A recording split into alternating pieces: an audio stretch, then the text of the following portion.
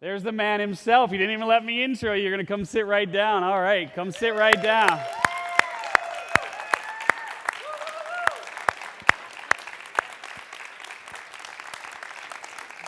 Stand up. This is Jay. Come on. This is Jay Conrad Levinson, people. Stand up. Make some noise. Jay Conrad Levinson live on our stage. I mean, it's an incredible treat. And his lovely wife, Jeannie. Everybody say, hi, Jeannie. Hi, Jeannie. All right, true story. They met and married the same day. Met and married the same day. Are you mic'd? We got to mic you. You are not mic'd. Okay. Ryan, can we mic him? Louise, please. Thank you. Thank you. It won't hurt. Show of hands, please. Who has read a little marketing book called Guerrilla Marketing? Show of hands. Wow. Okay, let's play a little game. You want to blow your nose in a tissue, right? What do you call that piece of paper? A Kleenex, okay? You want to do something that the doctor tells you you're not supposed to do, which is dig in your ear with one of those cotton things. What do you call that? A Q-tip. Okay, you cut yourself. Now you need to go and put a bandage on it, and you call it? When you want to leverage proven, no, and low-cost methods for getting your word out, what do you call it? Guerrilla marketing. Guerrilla marketing. Okay, this is a legend. This is my hero. He is an icon. For Jay to share this stage in this intimate setting, I mean, let's be real. I mean, you've seen people coming in and out of here all day, but it's still a fairly intimate setting for someone like Jay to be here. And just so honored to have you here. His book, what'd you say, you can't read your book in 64 languages? Don't understand 63 editions of the book. There we go. Bring up the mic. He doesn't understand 63 editions of his own book. Sold over 20... Over 25 million. Over 25 million copies of Guerrilla Marketing in print. And we've talked about this a lot today. And it all started because he identified a need. And more importantly, he was consciously aware when a need presented itself to him, and he was smart enough to take advantage of what the universe brought to him and bring it to fruition for the rest of us. Because the universe will work in funny ways, right? I mean, those ideas are out there, and one day, bam, it just lands on you. And you're like, oh, man, that's a great idea. I'm going to do it. You don't do it. 3 years later, there's a Snuggie, right? You know, a blanket with sleeves. Damn it, I thought of that. You know, now it's a $10 billion business. People came to Jay. They needed something. He was listening. He was aware. And the rest is history. It's my honor to introduce Jay Conrad Levinson. Thank you. Thank you, Steve. Thank you. Hey, you guys think I'm here to talk about marketing, not to shatter illusions, but I'm here to talk about art. I'm here to talk about a kindergarten teacher who took the kids in her class.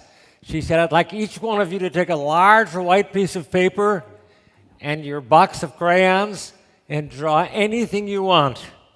And the kids did that. And the teacher walked around the stage to see what they were drawing.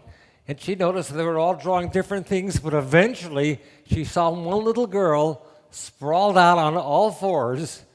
All the crayons were out of her box. Every square inch of paper was covered with color. So the teacher said, that's pretty amazing what you're drawing. It's very colorful, the little girl said. Yes. She said, what are you drawing a picture of? The little girl said, I'm drawing a picture of God. And the teacher said, but nobody knows what God looks like. And the little girl said, they will when I'm finished. And that's how I feel about guerrilla marketing. You probably have heard the term, but not a lot of people really know what it means. And either they misuse it or they use it far short of its of its potential. And so I came to Chicago, where I lived most of, not all of my life. I was born in Detroit. I lived there 4 months. My parents moved to Chicago because they knew they should have a son who's a White Sox fan. So I moved to Chicago, and I lived here until I went to college. So I consider this partly my hometown, although since college I lived in London, and 34 years in San Francisco, where heaven is a local call. Then my wife suggested selling the house because the kids were grown, and let's live someplace else. I said, okay, where? She said, let's get an RV. So I said, an RV. I said, I've never been in an RV. She said, well, let's give it a try. So we got an RV, and we set upon a trip which had no rules, no deadlines, no agenda, no plans, no expectations. We did not have a clue where we wanted to go, but we hadn't even learned the mantra for RV owners. It doesn't matter what you're driving or where you're going, it only matters who you're with. And Jeannie's pretty darn easy to be with, so we set off on a trip to nowhere. And this was way more than the kind of fun you could imagine it was. We thought it would be the best time of our lives. It was 12 times better than the best time in our lives. We still set off. We never had a deadline. We never had a plan. We'd get to a place and we said, well, this is kind of nice. Let's check it out. So we check it out for 7 months. So we got to know this country really, really well. In the meantime, I was getting invited to speak all over the place because of Guerrilla Marketing, and we'd accept the invitations, park the RV at an airport, and go to towns that we'd never heard of before or never had fantasies of going to Riga or Budapest or any of the places in Central Europe or Australia, Indonesia. God, we didn't know about those places. Jeannie had never been outside of the Bahamas in her life, and she was raised in Orlando. So for her, this was a major thing, but here I was a big deal because I lived in Detroit and Chicago. So we really enjoyed our time. Then she said, you know, whenever we park this thing, we park it next to water, a waterfall, a lake, an ocean, a river, a stream. She said, we ought to consider buying land next to water and living in the RV there. So I said, okay, where? She said, Orlando. Why Orlando? She said, well, I don't have to remind you we have 26 grandkids living there. So this is a pretty cogent reason. So I said, okay.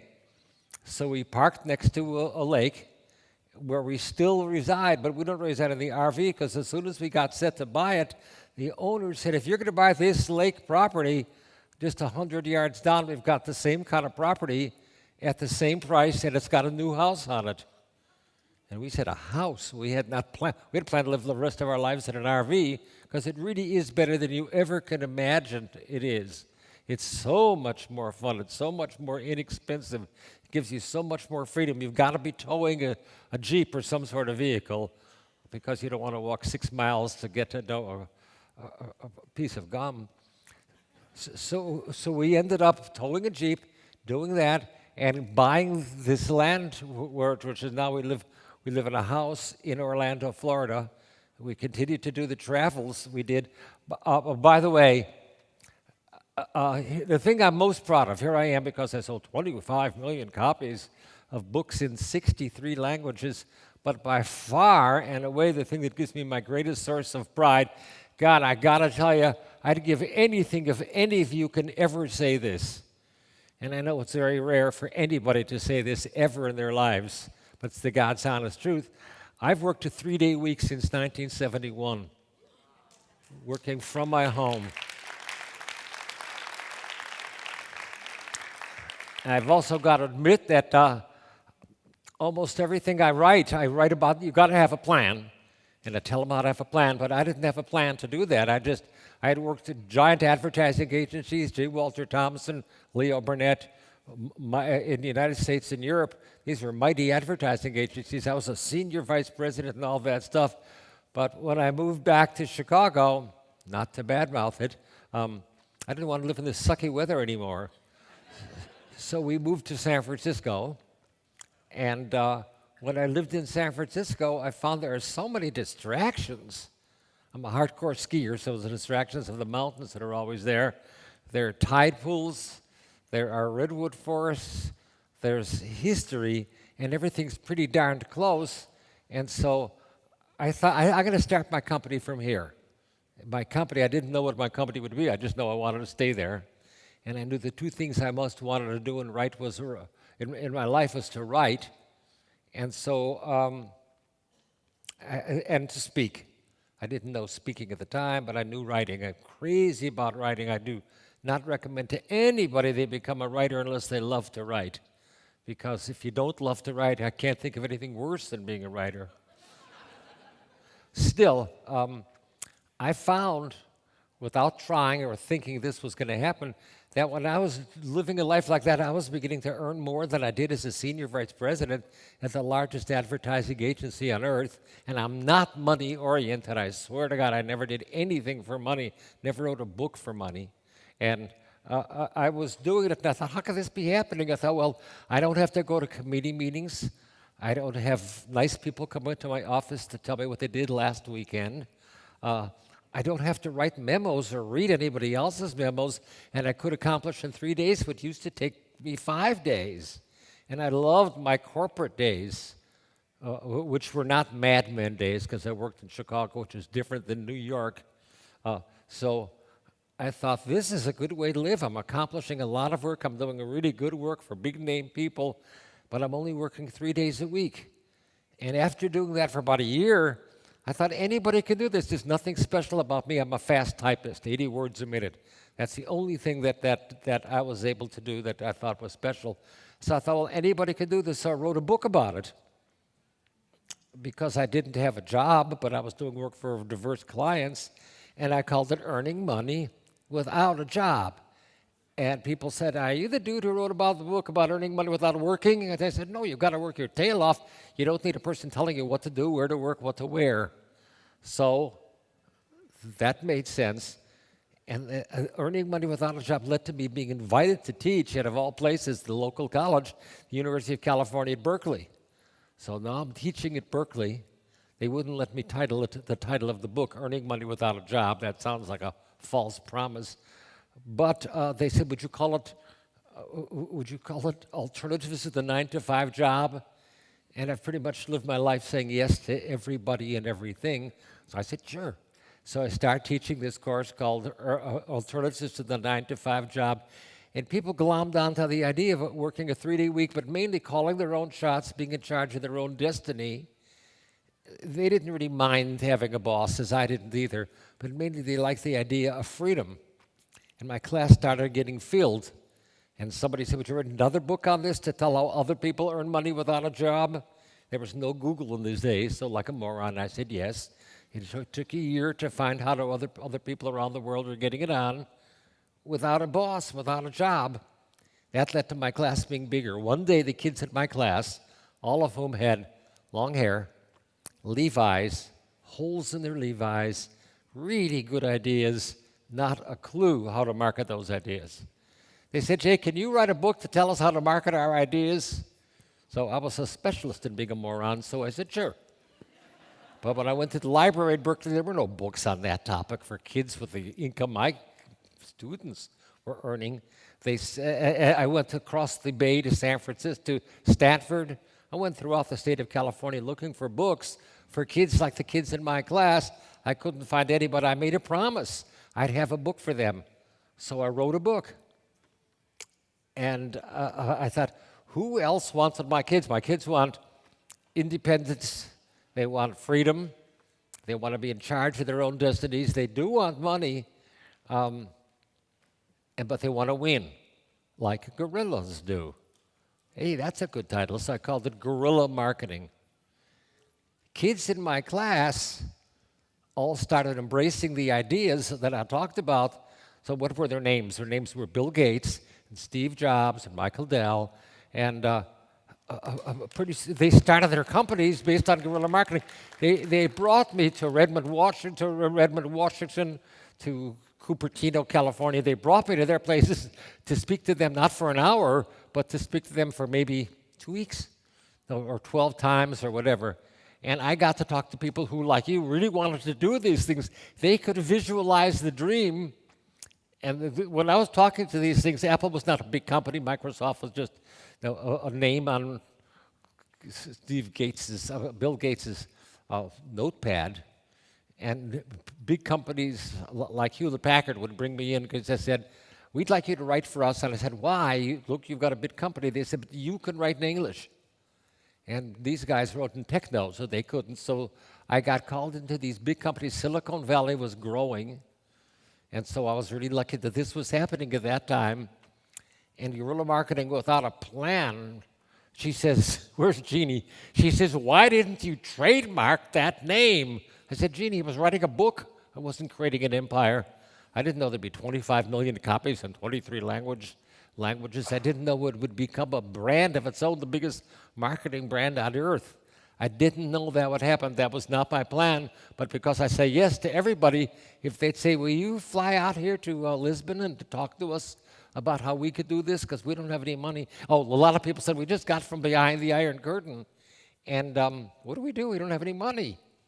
So I flew out to these places and told them what to do because I knew they had worked for the Bill Gateses and the Steve Jobses that I knew at the time, and they were working for them. And let me tell you real quickly, because I don't want to keep anybody longer than they should. The reason guerrilla marketing has become so successful is because, number one, it is incredibly simple. I knew that there ought to be a better marketing book written than the ones that were out there, but when I looked at marketing books, I mean, they'd give me a migraine or they'd put me to sleep because they were so boring and they went into things that I didn't think were part of marketing.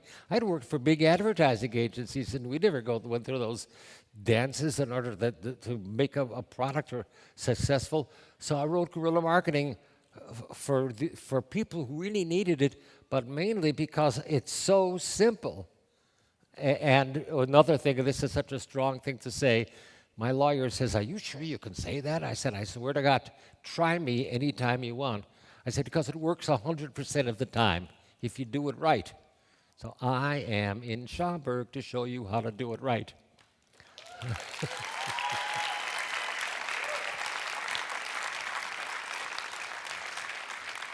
There was no mystery behind the guerrilla marketing. Everyone in this room can do what I do, and if you type faster than 81 words a minute, maybe that too. Still, so I want to tell you why guerrilla marketing has become so darn successful, because that wasn't the plan. It's because, first of all, know this. A guy had a furniture store. God, I got to stand up to show you this.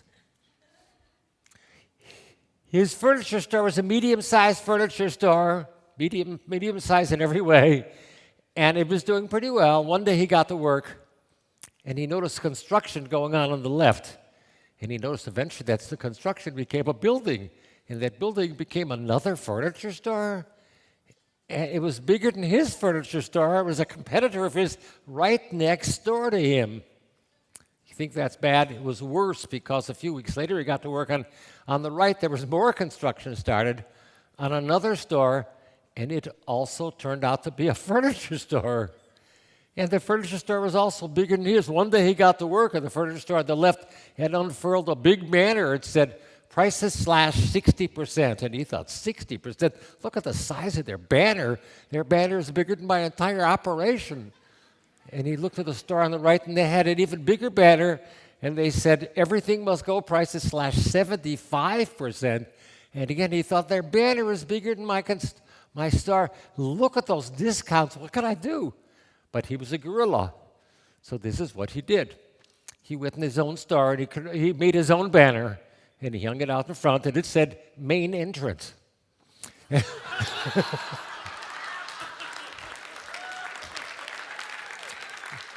Guerrilla marketing is not about unleashing the brute power of your finances on your competition, but the brute power of your creativity. It's not a big idea.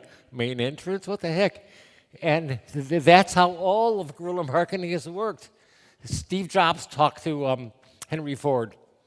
And Henry Ford said, if you were to redo my industry, he He says, I would ask my customers on how to redo and improve my industry. He said, so that's what I thought I should do. I should ask my customers. And Steve Jobs said, well, when you did that, what did they say? And he said, well, they said, build a faster horse, build a faster car. That's what Henry Ford was told. But that's because he made the mistake that a lot of people do. You shouldn't do this, of asking your customers how to do it and what they want. Forget that. Instead, Steve Jobs said, I don't work like that. They said, well, how do you work? Said Henry. He said, I don't ask my customers anything. I figure what they need, and then I build that. And that's how he built his empire, not by leaning on his customers to see what they want. They don't know what they want, but he knows what they need. And you probably know what your customers need more than they know what they want. This, you'll see, is one of the principles of guerrilla marketing.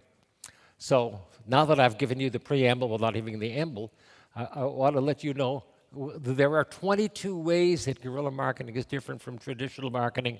None of them are the ways that you think.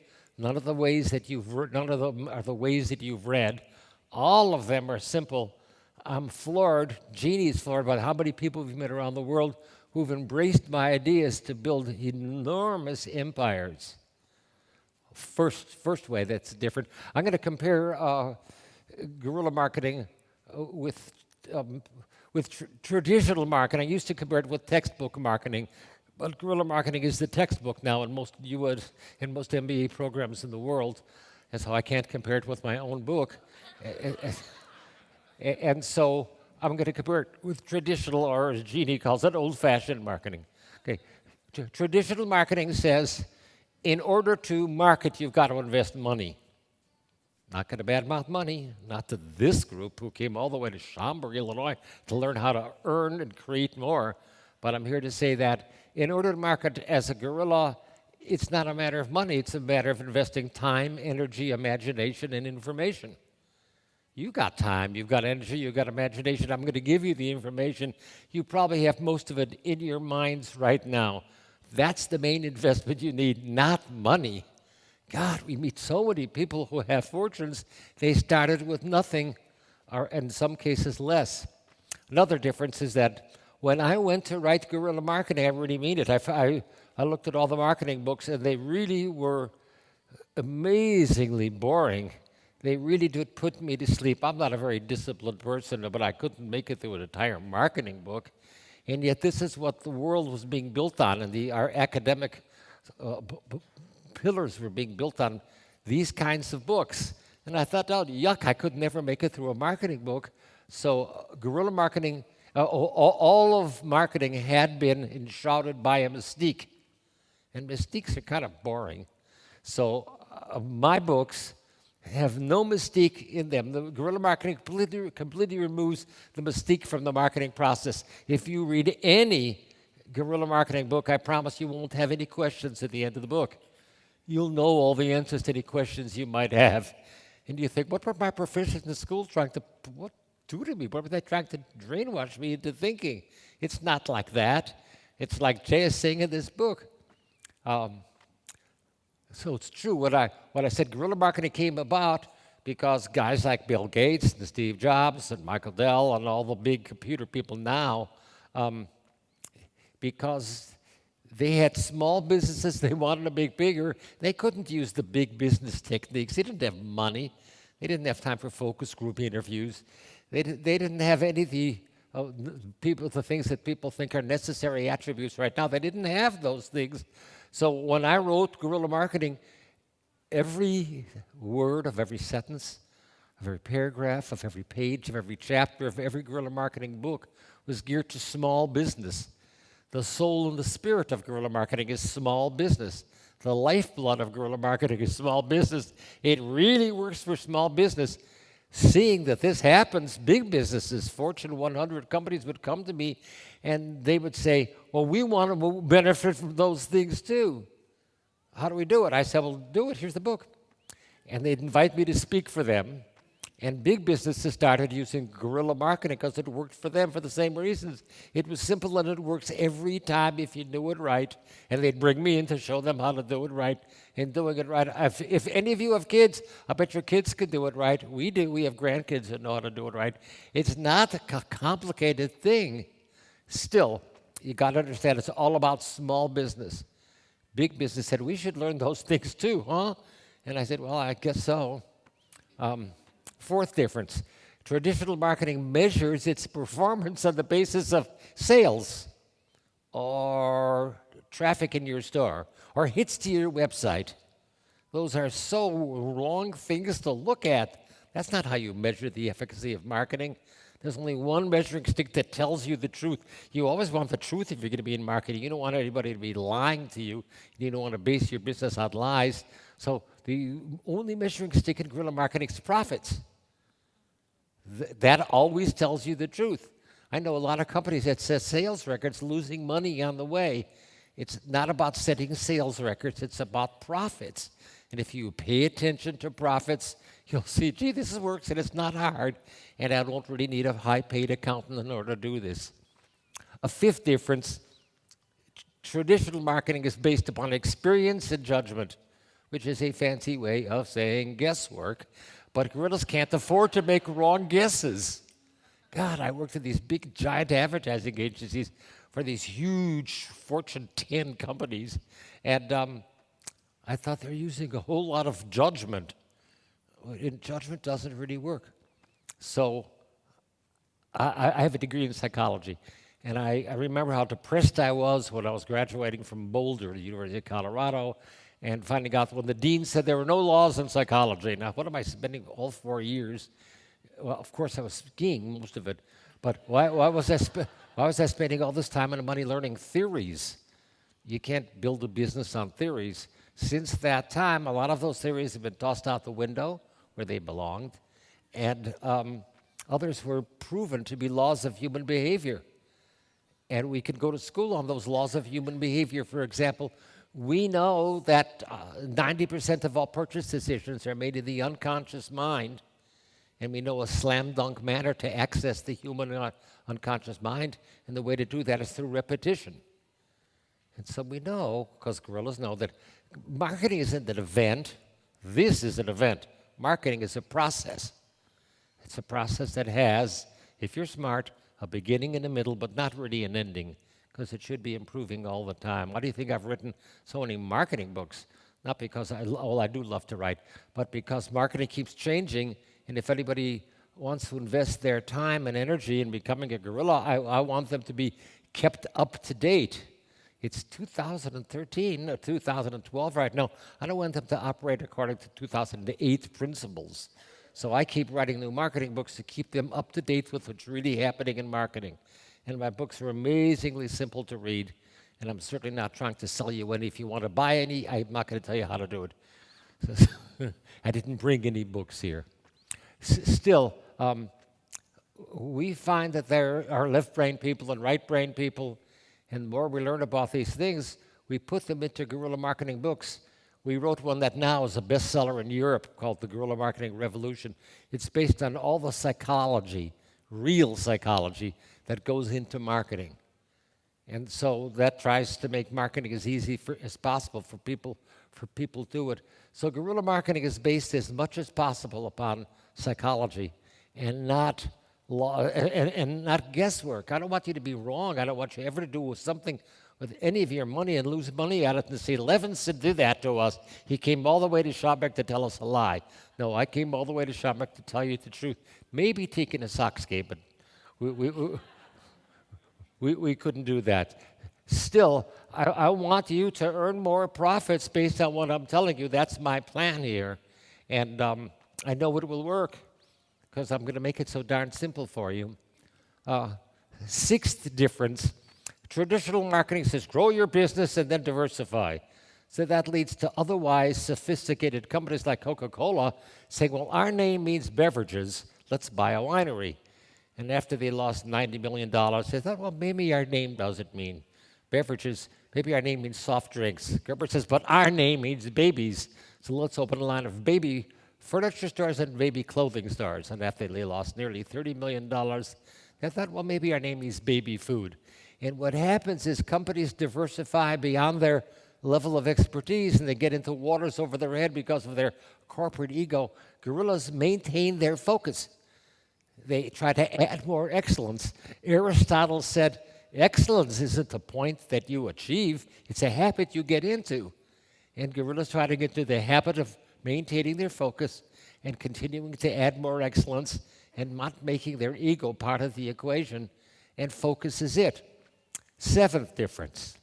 So much of what I'm telling you flies in the face of what you learned from your parents or your school or your past bosses.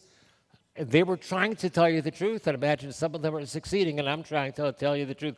But I know that I'm succeeding because I see all around me evidence of people like you who gave wings to their dreams, because these wings really do fly. And so the seventh difference, traditional marketing says the way to grow your business is to grow big and then get more customers by advertising. That's called linear growth. That's an expensive way to grow, by advertising. It costs too much money. It takes too long. So Guerrilla says that's not how to grow a business. Grow your business in 4 different directions at once. Most of them are free. Grow your business geometrically. Enlarge the size of each transaction. How much does that cost you? I do marketing for Mercedes-Benz of North America, and I know if a person goes into a Mercedes showroom, they think they're going to drive out in the cheapest Mercedes. Not going to happen. They're going to drive it in a better one because those people have the benefit of upgrade training.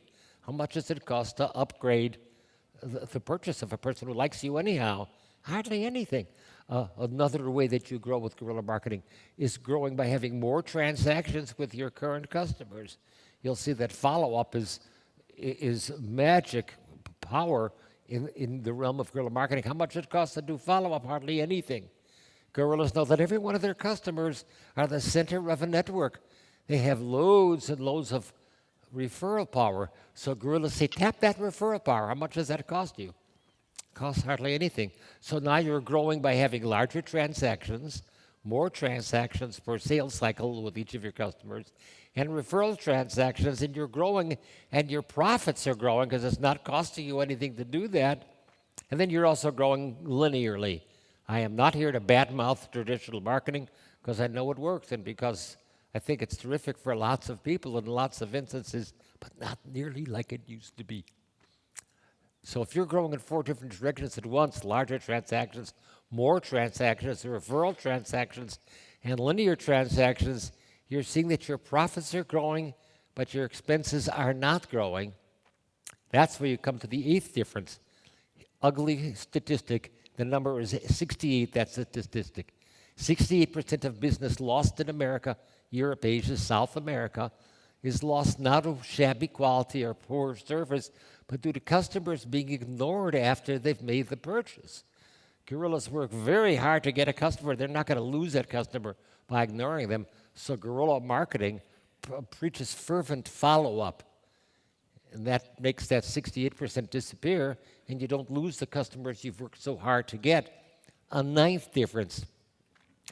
Traditional marketing says scan the horizon to see who your competitors are so you know who to obliterate. Well, that could be cool, says guerrilla marketing, but that's not the best way to do it. The best way to do it is to scan the horizon for those people who you could form fusion marketing arrangements with. People who have the same kind of prospects as you. People who have the same kind of standards as you. Find ways to cooperate. As I say, guerrilla marketing, we call this fusion marketing. I'll scratch your back if you'll scratch mine. There are loads of companies who have learned how to do this. Japan is the world leader in learning how mom and pop stores can cooperate with the 10 biggest companies in Japan. So guerrilla marketing says wrap your mind around cooperation and not competition. As Steve has tattooed on his arm. By the way, his is the best marketing book I've seen in at least 10 years. He showed it to me yesterday to show me it's a new book. I couldn't believe it. He almost destroyed my day and night because I couldn't put it down. I was reading it aloud to Jeannie, I was reading it to myself. I thought he should have an event just on this, which maybe this is. It's a brilliant, brilliant book, but he really understands the essence of cooperation and not competition, and that's probably why he's brought you together. But I want to go to another word for you now. It's a guy called Uba. Whoops. Uba was a caveman, and his family was very hungry, So Uba said, I'm going to go into this river. I'm going to stand in waters mid-thigh, and I'm going to catch your dinner. Watch this. So they climbed up the cliff. They stood at the cave mouth, and they watched Uba stand in the water thigh-high, and he faced upstream, and he saw the fish coming. And when he saw the fish, he lunged for the fish, and he missed the fish. So he moved over a little bit till he saw another fish. He gazed that fish in the eye, and he got closer to it and lunged for the fish. He didn't catch the fish. He spent all day not catching fish, getting cold, getting tired. He had no choice but to go to his family and say, I'm sorry, there's not going to be dinner tonight. He sat on the cave floor. His eyes became acclimated to the gloom. And on the cave wall, he saw some rudimentary drawings, hand-drawn drawings. One was the drawing of what may have been a deer. Another one was probably a bird. He would have called it a thunderbird. But there's a third drawing that captured his attention. It was a stick figure of a guy holding a stick. At the end of the stick, a fish was impaled. So a light went on in Uba's head. So he went down that cliff, and he broke off a branch, and he sharpened it on a rock. Then he stood in that water, and he saw a fish, and he speared that fish, and he got it. And this one, too, Uba had a backhand. So he got this one, too, and this one. He was able to feed his entire family based on a meme. A meme, other than any other kind of language we know now, communicates an entire idea instantly. A meme requires no language. It requires no time. It requires no explanation. In the age of the internet, it is a godsend. You've got to learn about a meme. They're so easy to do. So Uba, his family, his culture, and his civilization were saved by a meme. Everyone in this room, every single day, especially on the way home tonight, you're going to be influenced by a meme. Memes are the international traffic symbols that tell you what they want you to do, and you do it immediately, and you don't need language, and you don't need time, you don't need explanation. And because of the power of the internet and the scarcity of time that people spend with it, you've got to communicate with a meme. If you show a swoosh, that's not going to mean anything to somebody else. You've got to show an actionable thing that communicates an entire idea. Easy to do. Guerrillas use memes, not logos. Hey, logos are great because points made to the eye are 78% more effective than points that are made to the ear, but logos are old-fashioned. Don't forget, this is 2012. Those things used to work. Those things don't work anymore.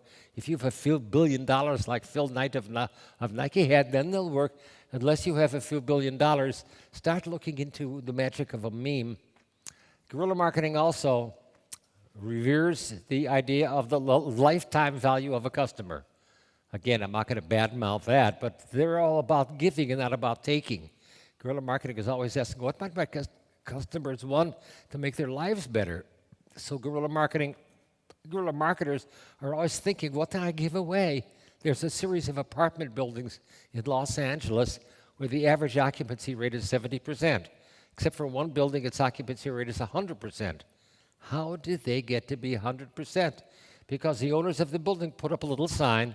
It said, sign a lease, get free auto grooming. What the devil is free auto grooming? It means they paid somebody to wash the tenants' cars once a week.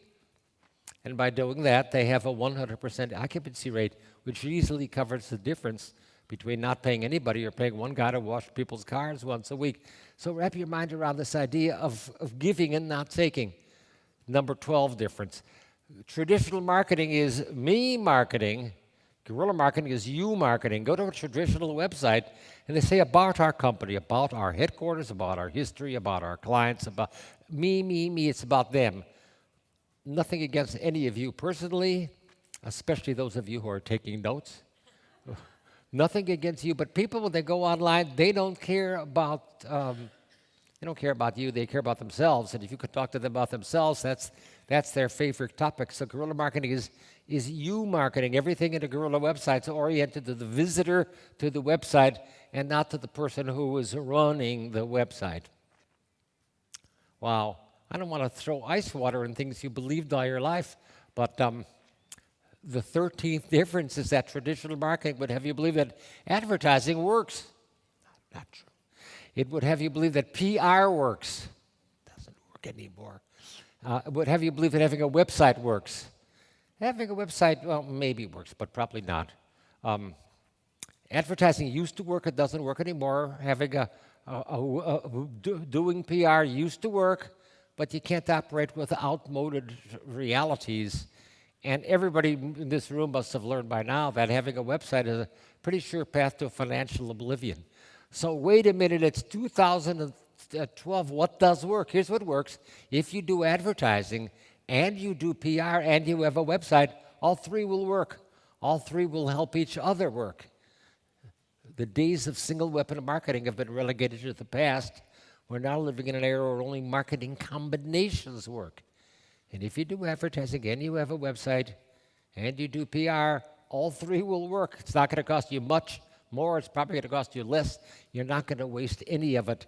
I don't want to tell you stories of people we know that bring in literally millions of dollars a month with marketing budgets of a few $1,000s a month because they've learned the marketing, they've learned the combinations that work for them. And it's going to be different for almost everybody. But marketing combinations work. Another thing I have to tell you about is difference number 22, difference number 14. People count up money at the end of the month when they should be counting up relationships. Relationships, it's what it's all about. You've got to direct your efforts towards not only forming relationships, but creating and nurturing those relationships and making them meaningful. You don't need a lot, but you need really good, close, warm, cozy relationships, and that's so much more important than sales. Not weapon number. I keep saying that because I usually at this point would tell you about the 200 weapons of guerrilla marketing. We don't have the time to do that now. There's times and places for things like that. One of these days I'll be able to tell you about that. Jeannie and I have learned to have guerrilla marketing intensives, small groups of people in our home in Florida, where we talk about what I'm talking about now, but with small groups, 10 to 20, never more than that, in our home with me doing all the talking. Talk about boring, promise you, it's not boring, but it's 3 7-hour days based on my alarm clock, which means starting at noon and finishing at 7. And these work very well, but that's where I get to go into the details of things. So excuse me if I say the 250th weapon. I'm really saying the 250th difference. Okay, so it's required, it's mandatory. Fewer people need this. I can't think of an audience that needs this, what I'm about to say, less than you. You really know this down pat. But you cannot be technophobic because technophobic is fatal these days. You've got to know the difference between an improvement and a change. There are probably just as many improvements as changes. You've got to know the difference. If you are technophobic, you've got to hurry up and make an appointment with your techno shrink because technophobia is fatal these days. You can't ignore it. You can't pray it'll go away. It's not going to go away. Things like Facebook will always be here. Someday people will figure, well, here's why.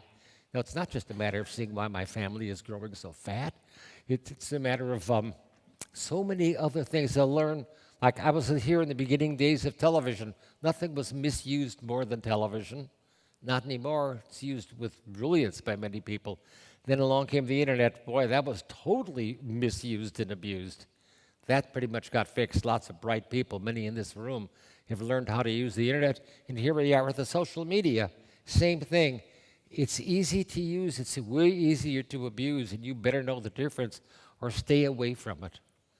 It's happening. You can't pray it'll go away. It's not going to go away. You've just got to learn how to harness it and make it work for you if you want. And I don't think it's mandatory. Wow. Number 16 requires that I spend a few minutes talking to you about Viagra. It's not funny. This is where you're going to make a lot of money based on marketing. The head of Viagra decided he heard that the cost of television is so low that anybody can afford it. In any major city in the United States, a 30-second television commercial costs $20 or less. Not like it used to be. It's like it is right now. It's very inexpensive to advertise on prime time television anywhere in the United States. So he thought, I'm going to advertise Viagra. So he did, and he ran a series of commercials. They bombed. Why? Because he was guilty of something called broadcasting. Broadcasting was trying to say everything to everybody, which means he would end up saying everything to nobody or nothing to everybody. So he got smarter, read a little more, and he then went to the station manager and he said, I want to run my commercials for Viagra only on channels that go to men. He ran those commercials, they bombed. Why? Because the majority of people watching commercials on a men's station, they're not going to want to buy Viagra because this guy was guilty of something called narrowcasting. That doesn't work anymore. Then he thought, okay, now I'm really going to get smart. And he started to run the commercial. He said to the station manager, I only want to run these commercials on channels that go to men and discuss health issues. And the manager said, okay, and the man ran the commercials and he bombed because he was using something called microcasting, which doesn't work anymore. I don't have to keep reminding you that this is 2012. Then he learned the word that you just heard me say, nanocasting. When he decided to do nanocasting, he went to the station manager. He said, I only want to run my commercials on men's channels where they're talking about health issues, on specific shows where they're talking about erectile dysfunction. Fewer people watch that, so the cost went way down, the cost of the commercials, but the response rate went way up because he was doing the new thing, which is called nanocasting, trying to say something to somebody, and that it brings down the cost, and it totally increases the profitability of everything that you're doing. So guerrillas don't aim their messages at large groups, but at small groups, or if necessary, individuals. And the way they get to do that is through nanocasting, which is very available and very inexpensive these days. The 17th difference, traditional marketing is for the most part unintentional. They identify the major weapons of marketing: radio, television, magazines, newspapers, and the internet. That's not what marketing is. Jeannie and I were hired by Midas Muffler Shops to survey Midas Muffler Shops. They said, we get 70% of our initial contacts by phone. We only close 30% of those. Why don't we do better? So we went to Midas Muffler Shops and saw who was answering the phone, not the people you would want answering your phone. People who were in a bad mood or had goop on their hands and they were too busy to talk to somebody on the phone. So we introduced a program of telephone training for Midas. We said, this will take half a day. You should bring in one rule. You're not allowed to answer the phone in the Midas Muffler Shop until you've taken this telephone training. Midas thought it would only take a half day. They do it. They brought us in to develop this program. Now they convert 94% of all their appointments, of all their phone calls into appointments, just by realizing that the main minority group in America is the people who call them. And there are people who call them are not an interruption of the process of business. They're the reason they're in business in the first place. And so their marketing has become very intentional. Seth Godin, who was a co-author and a dear friend, written several books with me, he says, you've got to tell these people when you're in Chicago that you cannot make the sale with marketing. I'll do that, Seth. So you can't make the sale with marketing. All you could hope to do is gain consent. Ask people if they'd like to receive more marketing messages from you, opt into your list, and then only mail to those people. Most people will withhold their consent. Boy, memorize this fact if you're going to memorize anything that I say. At any given point, 4% of the people who you're aiming your message at want to buy what you're selling right now. Another 4% are on the cusp. They're almost ready. They want to know one or two more things. The other 92% don't care. So you don't waste your money talking to people who don't care. You only talk to those people who have given you their consent. Easy to learn because 4% of them want to buy from you right now. Another 4% are on the fringe of buying from you. And so you can save money only by aiming at people who want to give you their consent till they'll readily do it. And you'll see there's no mystery with why your profits went up. 19th, big difference. Traditional marketing has always been a monologue. One person does all the talking, one person does all the listening. Is that a way to start a relationship? That's no way. When Jeannie and I met and married on the same day, it was not a monologue. Or one person does all the one person does all the writing, somebody else does all the reading. Again, that's no way to start a relationship. You gain consent, you start a dialogue, you warm up the relationship, and that's how it works. So guerrilla marketing is a dialogue. Thank God the internet allows you to establish a dialogue. There are so many ways to do it. If you make it a dialogue, it becomes a relationship. If it becomes a relationship, it becomes something warm and cozy and fun and profitable. Not that easy, but dialogues work much better than monologues. Wow. It used to be taught, don't sell the feature, sell the benefit. That was true a long time ago. Now, don't sell the feature and don't sell the benefit. Sell the solution to the problem. If you look for the problems that people have, and almost everybody can tell you their problems, sells a solution to their problems. They're inundated by people talking about the benefits they have. Oh, here's a lesson we learned when we went to London. I did not want to make a mistake when I moved to London with my sound equipment, so I researched the sound equipment scene, and God, am I running late? No. What's happening here, Steve? It's flashing lights and sending little arrows out at me. So I'm nearly through. When we went to London, we bought sound. We wanted to buy sound equipment. I made my list of what I wanted. I went to the best sound store in London. I found out which.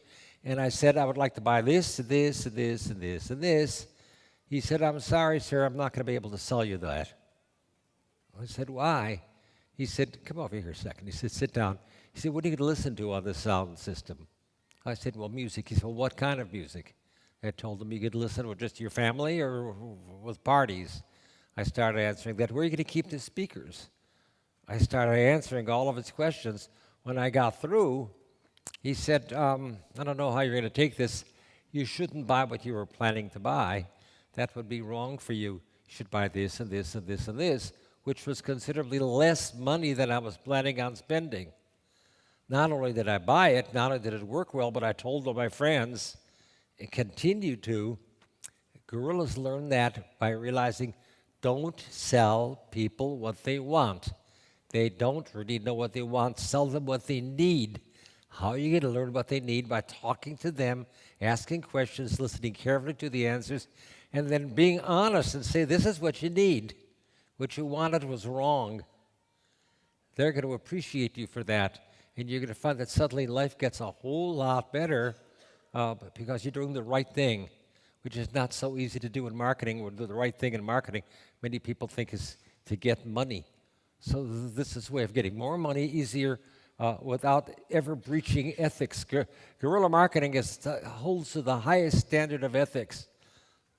Telling lies, stretching truths is just not part of guerrilla marketing. It's not ambush marketing. It's not sneaky marketing.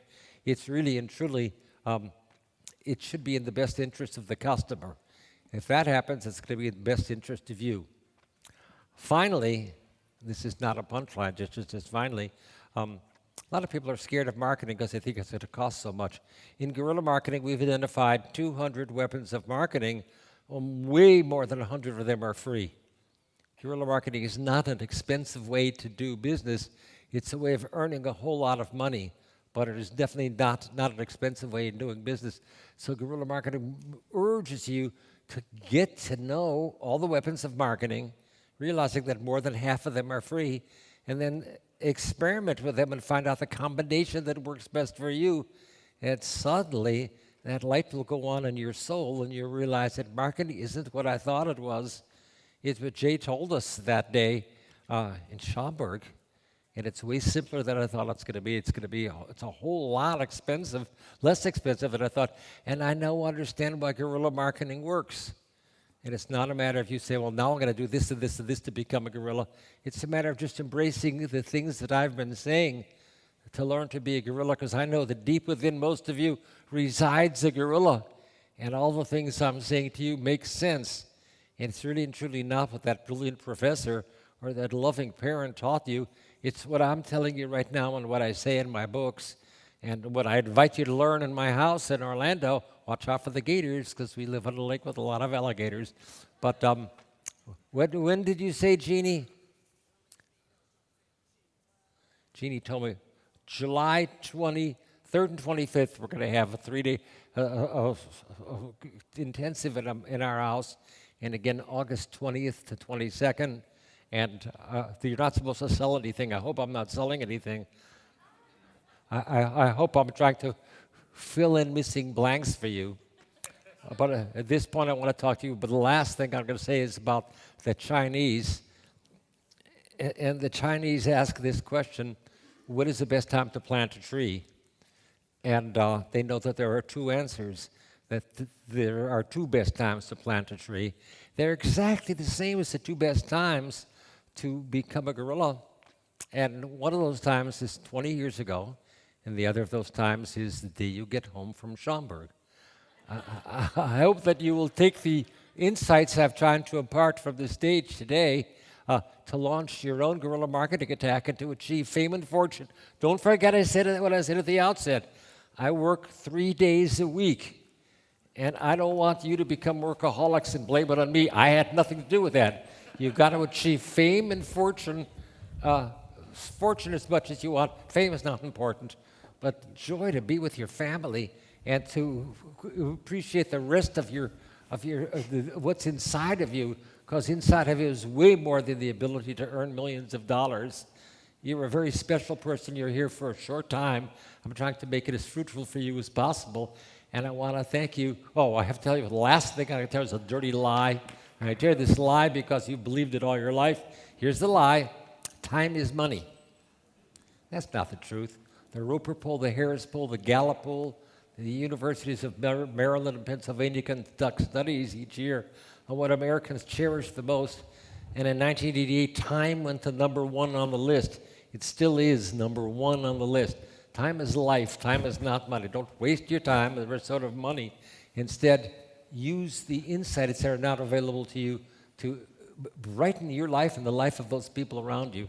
Now that I've said that, I can thank you for your most precious asset, which is your time. Thank you. You stand up. Give that man a big round of applause. To Jay Conrad Levinson. Thank you. Thank you. Thank you. Our living legend. And I got to tell you, I mean, for me, unbelievable. Unbelievable. Thank you, Steve. Absolutely. Jay Conrad Levinson. Thank you.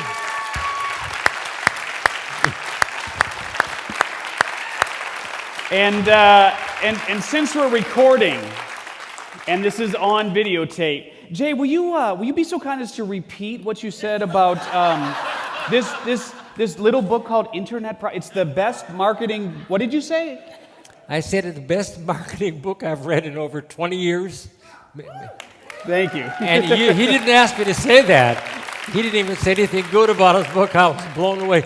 I never read books to my wife out loud. Come on, we were in a hotel room alone. I'm going to read a book to her about marketing. That's what I did. His fault. Thank you.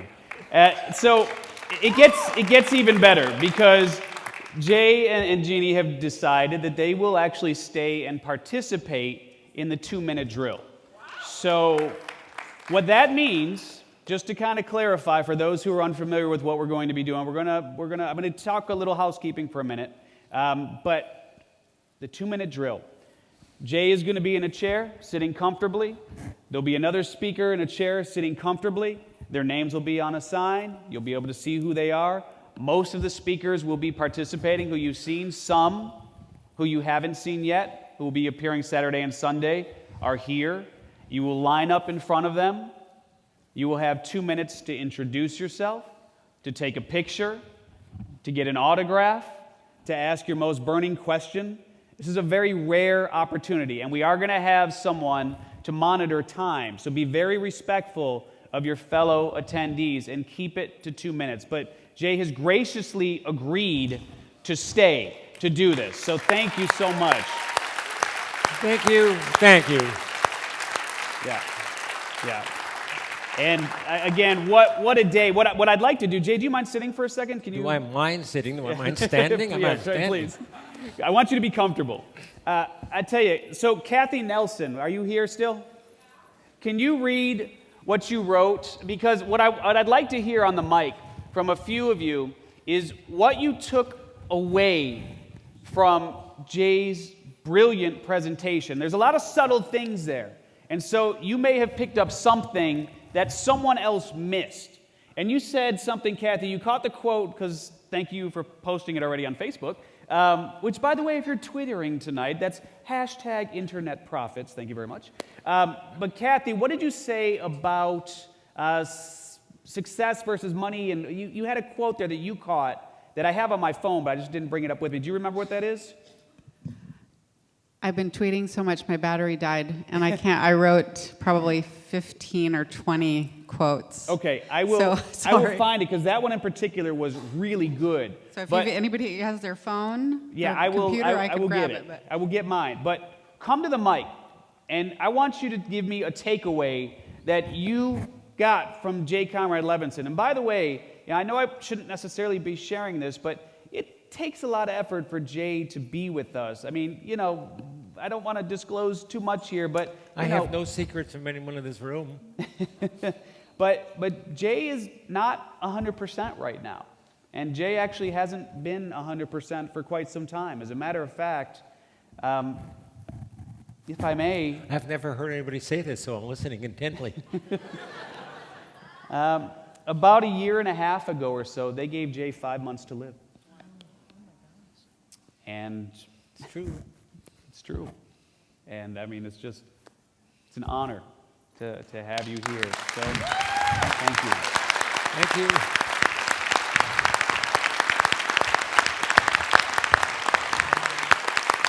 You didn't have to say that.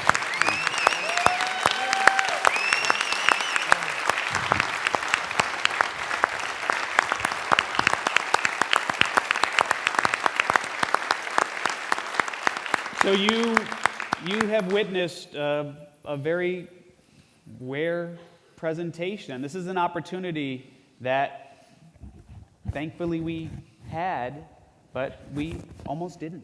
And that's something to be grateful for. And hopefully you took something away from this presentation, as I know I did. Please, what did you take away from Jay's presentation? What I took away is we are much more than our ability to make a lot of money and things like that. Much more precious. Yeah. May I ask a question? Please. What is it about contemporary guerrilla marketing or other entrepreneurship approaches that emphasizes spirituality as part of the whole process? Because what you have said from my point of view is deeply spiritual, and I hear that again and again in people, in presentations in various contexts. Was that in the form of a question? Because I didn't really get the gist of the question. There's nothing wrong with my hearing, although my wife says you ought to have your hearing checked. Did you hear that question, Jeannie? Well, let me just say, one of the kind of presuppositions that many people have is that business is about being hard-nosed, about taking care of number one, and things like that. I hear a very different spirit in what you have said and other things, and so I'm just wondering, what is it about this kind of marketing that makes it different from other approaches to business? It's not games. It really works. It's based on real life and real people in real time.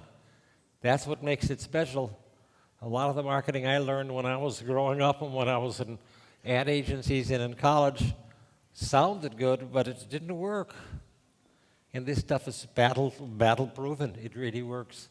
And I don't want to waste anybody's time telling them things that are theories that aren't going to work. When I write a book, the foremost thing in my mind is I pray that my next sentence doesn't bore the person. I don't want to waste their time. And I don't want to waste anybody's time. And I do that. I believe that's how I practice my life, how I write my books, and anything else I could say. A person who writes a book or has an opportunity to stand on a stage like this or kneel on a stage or whatever I'm doing on a stage, They have an obligation to you because you're important people. God knows wasting your time is sacrilege. And I would hate to be a person who wastes your time. I sure tried during this abbreviated time not to. When we do our intensives, they're 21 hours long, and I feel that's so short. How could I fit it all in 21 hours? But I strain and I manage, and I have a bride who's really good at helping me do this, so she conducts those intensives with me. Here I only had an hour, so I tried even harder not to waste your time and to only tell you the things that really will stick to the ribs of your brain. And they really will work. I mean, I'll tell you, when people come up to me when I go to a place to make a presentation, and they say, Jay, your book is the best book I've ever read. That makes me feel good, but no, pretty good. And then they say, and you're the most inspiring speaker I've ever heard. That's a nice thing, that's not a bad thing. But it's when they say that I was struggling to pay my bills and keep my employees and make ends meet 2 years ago, and last year we did $14 million in profits. That's what brings the tears to my eyes. Yeah. And I hear that a lot, and that's why I exist, to bring tears to my own eyes by helping people like you do what I know you can do, because I promise you there's nothing special about me.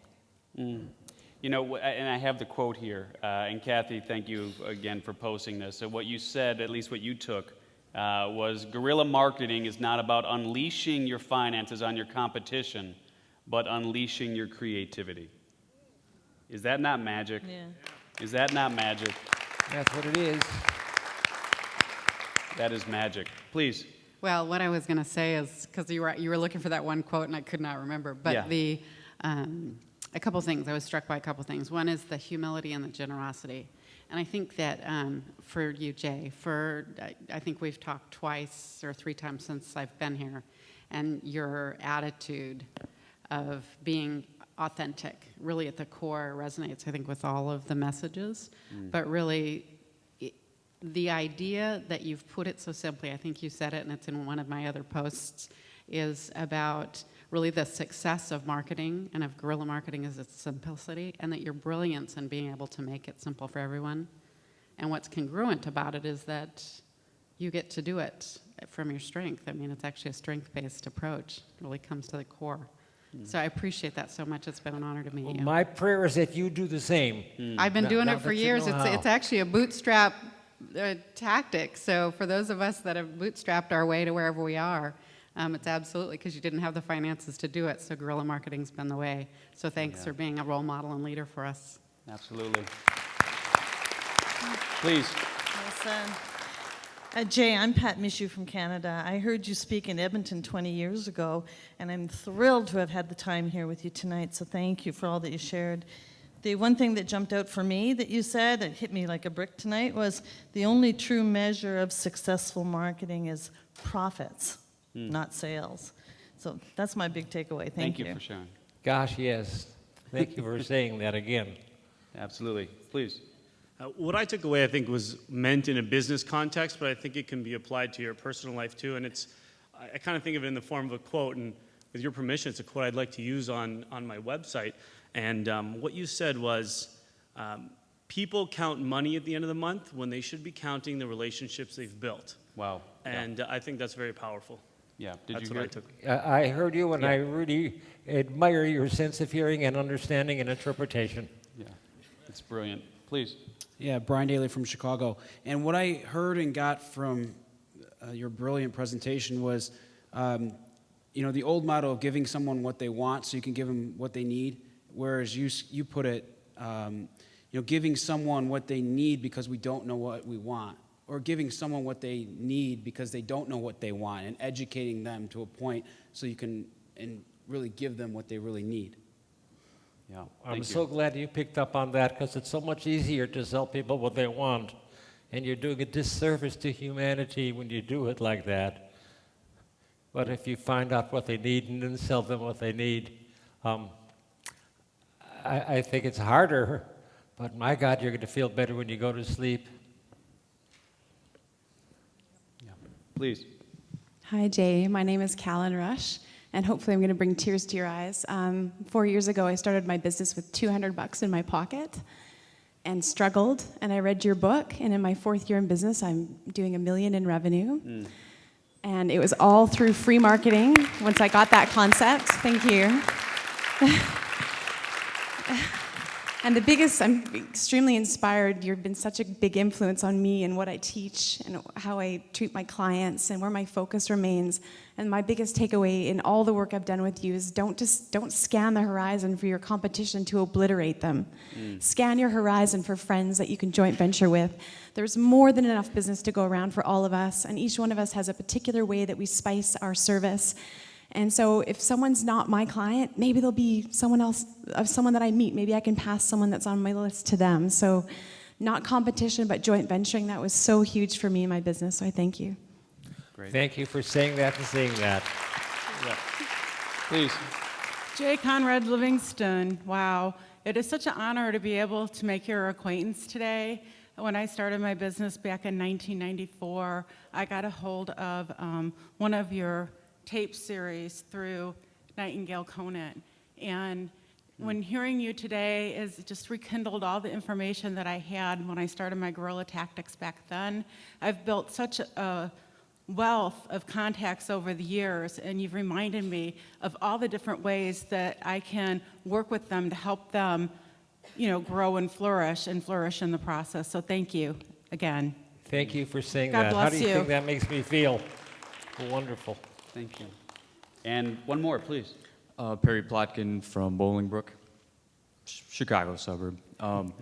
We got the other one I was going to say. Good thing I wrote down 2 of them about give them what they need, not what they want. But I'm paraphrasing here, but I believe the other one was something along the lines of 200 of those weapons or strategies or so, a good 100 of those are free, and that a good marketer doesn't have to pay these, giant institutions to do advertising, so to speak, like back in the day. That Right. there's this level of creativity involved, and to give them what they need might not cost anything and be much more effective. That's wonderful. And I'm going to add Thank one you. more that really hit home for me, which is the whole idea of presenting what you do in a way that's not about me, but it's about you. And that's brilliant. Brilliant. That's the truth. Thank you. That's the on the button, lady. Yeah.